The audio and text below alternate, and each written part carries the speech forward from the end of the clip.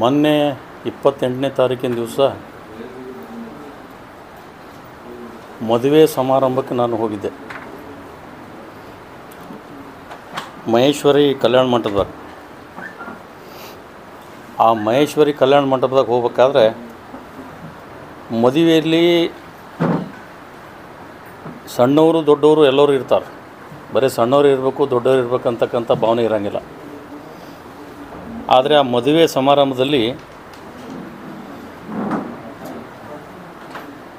ಹೊರಗೆ ಗೇಟ್ ಕಡೆ ಹೊರಗೆ ಅಲ್ಲಿ ಇರ್ತಕ್ಕಂಥ ಎಲ್ಲ VIP ಜನನೂ ಇದ್ದರು. ಅವ್ರ ಜೊತೆ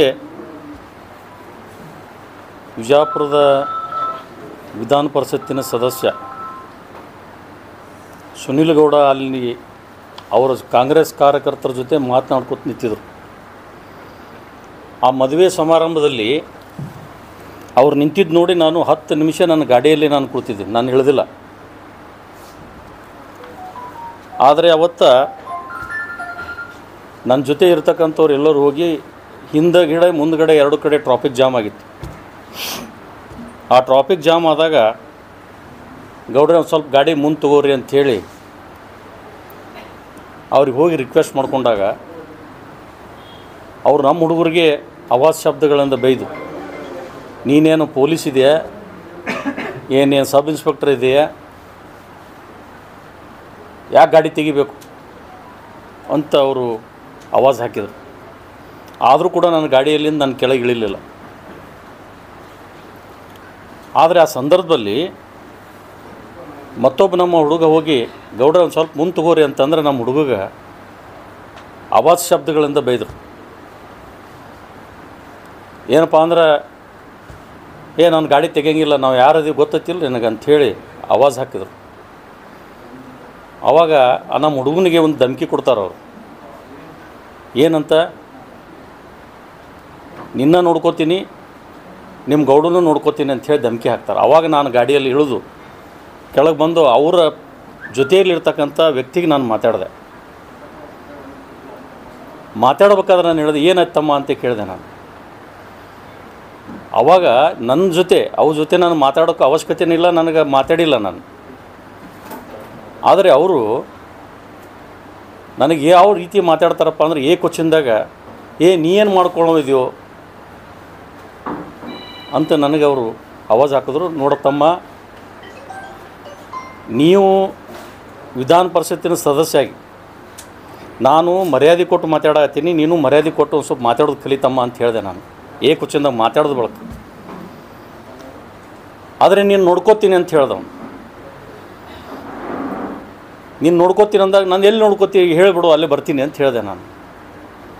ಬಬಲೇಶ್ವರದಾಗ ನೋಡ್ಕೋತೀನಿ ಅಂದ. ಬಬಲೇಶ್ವರದಾಗ ಬೇಡಪ್ಪ, ನಿನ್ನ ಗಾಡಿಯಲ್ಲೇ ನಿನ್ನ ಮನೆಗೆ ಬರ್ತೀನಿ ನಡಿ ಅಂಥೇಳಿ ಅವ್ನ ಗಾಡಿಯಾಗ ನಾನು ಕೊಡೋಕ್ಕೆ ಹೋದೆ. ಅವಾಗ ಅವ್ರ ಜೊತೆಯಲ್ಲಿ ಇರ್ತಕ್ಕಂಥ ಅರುಣ್ ಮಾಚಕ್ನವ್ರು, ಅವ್ರ ವ್ಯಕ್ತಿನೇ ಅವರು ಬಂದು ನನಗೆ ರಿಕ್ವೆಸ್ಟ್ ಮಾಡಿಕೊಂಡು, ನಮ್ಮದೇ ತಪ್ಪದ, ನಾವು ಗಾಡಿ ನಿಂದ್ರಿಸ್ಬೋದಾಗಿತ್ತು, ದಯಮಾಡಿ ನೀವು ನಡ್ರಿ ಅಂಥೇಳಿ ಅವ್ರಿಗೆ ನಾನು ಕರ್ಕೊಂಡೋಗಿ ನನ್ನ ಮದುವೆ ಮಂಟಪ ಕಳಿಸ್ಕೊಟ್ರು. ಇಷ್ಟೆಲ್ಲ ಆದ ಬಳಿಕ ನಾನು ಅದನ್ನು ದೊಡ್ಡದು ಮಾಡಬಾರ್ದು ಅಂಥೇಳಿ ನಾನು ಅಷ್ಟಕ್ಕೆ ಬಿಟ್ಟಿದ್ದೆ ನಾನು. ಅದ್ರ ಜೊತೆಯಲ್ಲಿ ಅವ್ರು ಹೋಗಿ ನೇರವಾಗಿ ಒಂದು ಪೊಲೀಸ್ ಸ್ಟೇಷನ್ ಕಂಪ್ಲೇಂಟ್ ಕೊಡ್ತಾರೆ.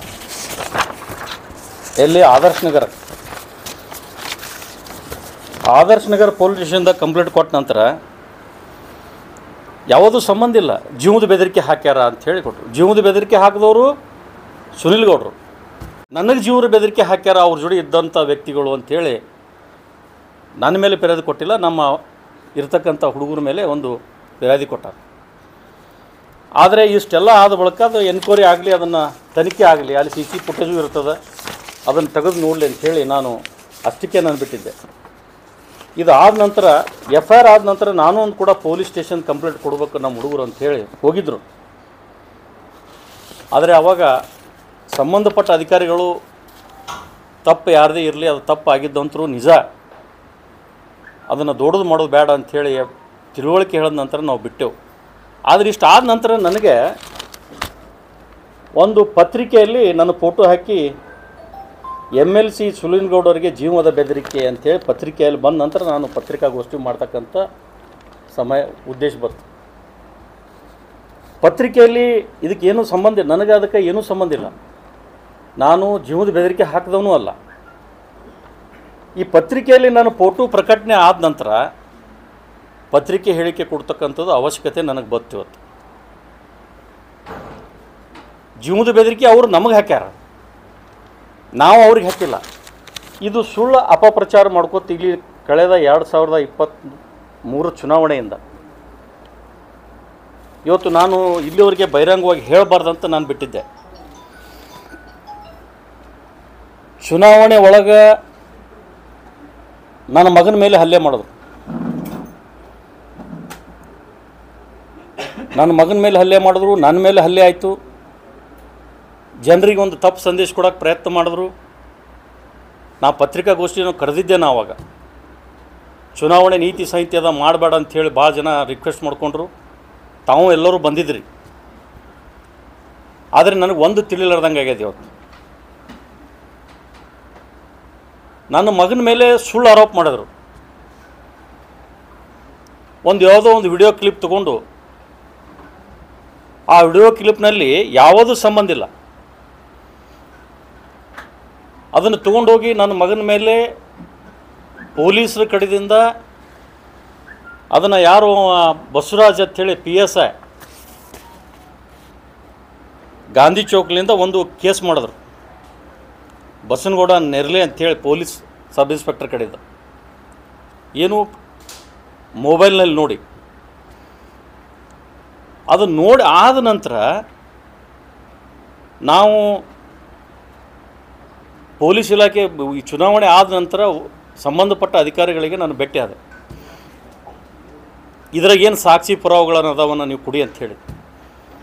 ಇಲ್ಲ, ಅದನ್ನು ನಾವು ಮಾಡಬಾರ್ದಾಗಿತ್ತು, ನಾವು ಮಾಡಿದ್ದೀವಿ, ಅದು ತಪ್ಪಿದೆ ಅಂತ ತನಿಖೆ ಮಾಡಿ ಅದು ನಾವು ಬಿಫಾಲ್ಸ್ ಮಾಡ್ತೀವಿ ಅಂತ ಹೇಳಿ ಸಂಬಂಧಪಟ್ಟ ಅಧಿಕಾರಿಗಳು ಹೇಳಿದರು.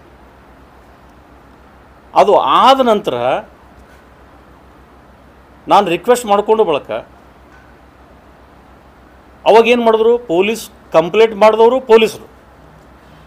ಇದು ಯಾವ ಕಾಯ್ದೆ ಕಾನೂನು ಯಾವ ದೇಶದಾಗ ಅದೀವಿ ನನಗೆ ಗೊತ್ತಿಲ್ಲ. ಸ್ವಲ್ಪ ನೀವು ಮಾಧ್ಯಮದವರು ಒಂದು ಸ್ವಲ್ಪ ನೀವು ಲಕ್ಷ್ಯ ಕೊಟ್ಟು ನೋಡ್ರಿ, ಇದನ್ನು ಎಷ್ಟು ಇಂಟ್ರೆಸ್ಟಿಂಗ್ ಅದ. ಇದನ್ನು ಪೊಲೀಸ್ ಇಲಾಖೆ ಸಂರಕ್ಷಣೆ ಮಾಡಲಿಕ್ಕೆ ನಮ್ಮನ್ನಿದ್ದಂಥ ಪೊಲೀಸ್ ಇಲಾಖೆ ಏನೂ ಸಂಬಂಧ ಇಲ್ಲಾರ್ದೆ FIR ಮಾಡಿ ನನ್ನ ಮಗನ ಮೇಲೆ FIR ಮಾಡಿ ಕೋರ್ಟಿಗೆ ಸಬ್ಮಿಟ್ ಮಾಡಿದ್ರು. ನಾನು ನ್ಯಾಯಾಲಯಕ್ಕೆ ಹೋಗಿ ಅದನ್ನು ಸ್ಟೇ ಕೂಡ ನಾನು ತೊಗೊಂಡೆ. ಅದಾದ ನಂತರ ಪೊಲೀಸ್ ಇಲಾಖೆಯವರು ಅದನ್ನು ಬಿಫಾಲ್ಸ್ ಮಾಡ್ತಾರೆ. ಅವರೇ ಪೊಲೀಸ್ ಇಲಾಖೆಯವರೇ ಬಿಫಾಲ್ಸ್ ಮಾಡ್ತಾರೆ.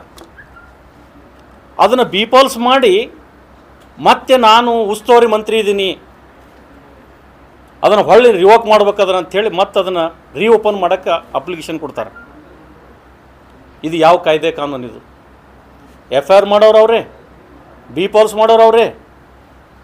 ಮತ್ತು ಹೊಳ್ಳಿ ಅದನ್ನು ಕೋರ್ಟಿಗೆ ಹೋಗಿ ಜಡ್ಜಸ್ಗೆ ಅಲ್ಲಿ ಕೋರ್ಟ್ಗೆ ಹೋಗಿ ಭೇಟಿಯಾಗಿ ಅಪ್ಲಿಕೇಶನ್ ಕೊಟ್ಟು ಅದನ್ನು ರಿವೋಕ್ ಮಾಡಿ, ಈ ರೀತಿ ಇವತ್ತು ನಮ್ಮ ಬಿಜಾಪುರ ಜಿಲ್ಲೆಯಲ್ಲಿ ಕಾಯ್ದೆ ಕಾನೂನು ನಡೆದದ. ಇವತ್ತು ಏನೋ ಚುನಾವಣೆ ಒಳಗೆ ಅವ್ರು ನಮಗೆ ಅನ್ಬೋದು, ನಾವು ಅವ್ರಿಗೆ ಅನ್ಬೋದು. ವೈಯಕ್ತಿಕವಾಗಿ ಯಾರಿಗೆ ಟೀಕೆ ಟಿಪ್ಪಣಿ ಮಾಡಲಿಕ್ಕೆ ಹಾಕಿಲ್ಲ. ಇಷ್ಟೆಲ್ಲ ಆದರೂ ಕೂಡ ನಡಬರ್ಕೊಮ್ಮೆ ನಾನು ಪೊಲೀಸ್ ಇಲಾಖೆಯವರಿಗೆ ಸ್ವತಃ ನಾನು ಊರಲ್ಲಿ ಇರಲಿಲ್ಲ. ನಾನು ಊರಲ್ಲಿಲ್ಲರ ಬಡ್ಡಿಗೆ ನನ್ನ ಮಗನ ಮೇಲೆ ಗಾಡಿ ಹಾಯಿಸ್ಲಿಕ್ಕೆ ಬಂದರು. ನಾನು ಬೇರೆ ಊರಲ್ಲಿ ಇದ್ದಾಗ ನನಗೆ ಫೋನ್ ಬಂತು. ಆ ಫೋನ್ ಬಂದಾಗ ಸಂಬಂಧಪಟ್ಟ ಪೊಲೀಸ್ ಇಲಾಖೆಯವರಿಗೆ ನಾನು ಫೋನ್ ಮಾಡಿ, ನನ್ನ ಮಗನಿಗೆ ಈ ರೀತಿ ನಡೆದದ, ನೀವು ಅದನ್ನು ಇಮಿಡಿಯೇಟ್ಲಿ ಯಾರು ಗಾಡಿ ಏನೋ ತನಿಖೆ ಮಾಡಿರಿ ಅಂಥೇಳಿ ಅಧಿಕಾರಿಗಳಿಗೆ ನಾನು ಫೋನ್ ಮುಖಾಂತರ ನಾನು ಕೇಳಿದೆ. ಆದರೆ ಇವತ್ತು ಇದುವರೆಗೆ ಅವ್ರ ಮೇಲೆ ಯಾವ ಕ್ರಮ ತಗೊಳ್ಳಂಗಿಲ್ಲ. ಎಲ್ಲರ ಮೇಲೂ ಕೇಸ್. ಚುನಾವಣೆಯಲ್ಲಿ ಅಂತರೂ ನನ್ನ ಮೇಲೆ, ನನ್ನ ಮಕ್ಕಳ ಮೇಲೆ, ನನ್ನ ಕುಟುಂಬದ ಮೇಲೆ ಈ ರೀತಿ ನಾನು ಯಾವುದೇ ಅಧಿಕಾರಿಗಳಿಗೆ ನಾನು ಸೂಚನೆ ಹೇಳಬಾರ್ದು, ರಿಕ್ವೆಸ್ಟ್ ಮಾಡ್ಕೋಬಾರ್ದು, ಅರ್ಜಿ ಕೊಡಬಾರ್ದು ಅಂಥೇಳಿ ನಾ ಇಲ್ಲಿವರೆಗೆ ತಡ್ಕೊಂಡು ಬಂದಿದ್ದೀನಿ.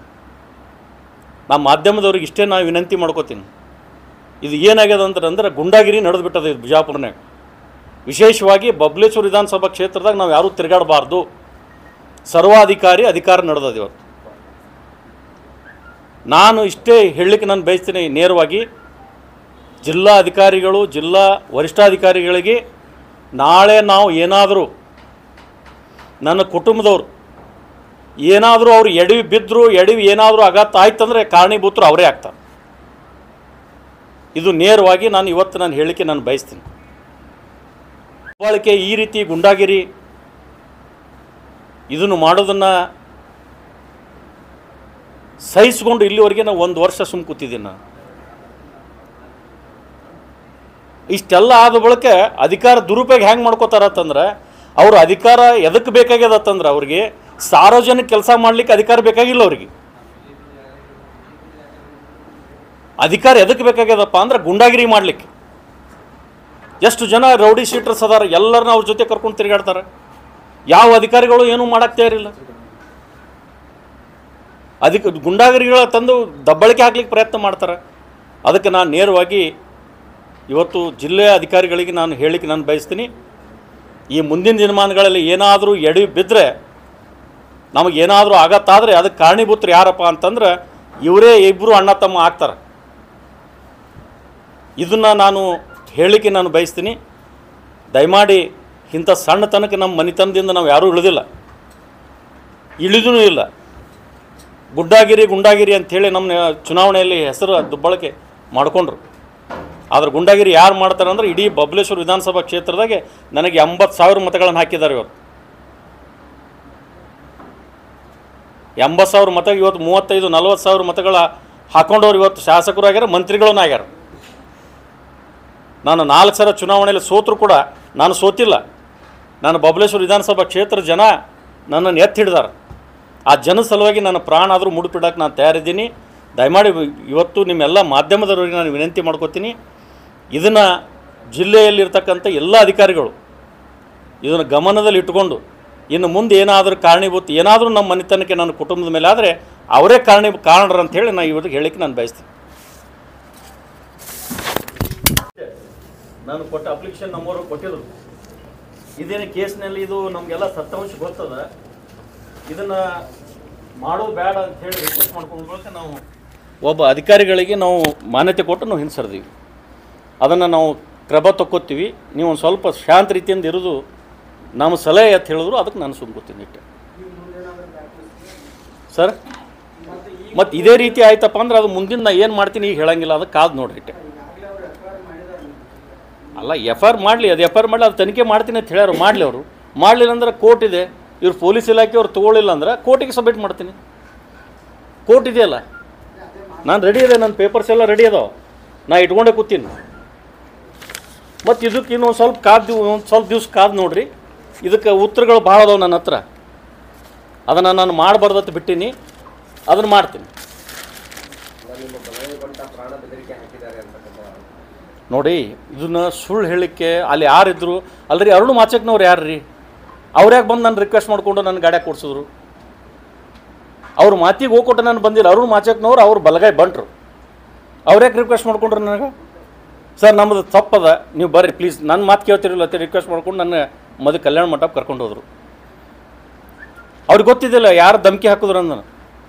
ಮತ್ತು ಅವ್ರಿಗೆ ಹೇಳಿದಿಲ್ಲ, ನಾ ಬಬಲೇಶ್ವರದಾಗ ನೋಡ್ಕೋತೀನಿ ಅಂದರು. ಬಬಲೇಶ್ವರ ಬೇಡ ಸ್ವಾಮಿ, ನಿನ್ನ ಮನೆಗೆ ಬರ್ತೀನಿ ನಡಿ ಅಂತ ಹೇಳಿ ಅವ್ನ ಗಾಡಿಗೆ ಕೂಟ್ರಕ್ಕೆ ಹೋಗಿ, ನನ್ನ ಗಾಡಿಯಾಗಲ್ಲ.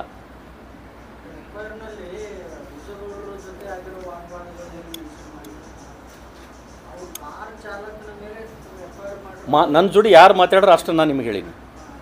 ऐसे ही खबर देखने के लिए UTV न्यूज एक्सप्रेस को लाइक करें, शेयर करें, कमेंट करें और सब्सक्राइब करना ना भूलिए। आपके विचार हमारे लिए बहुत मायने रखते हैं।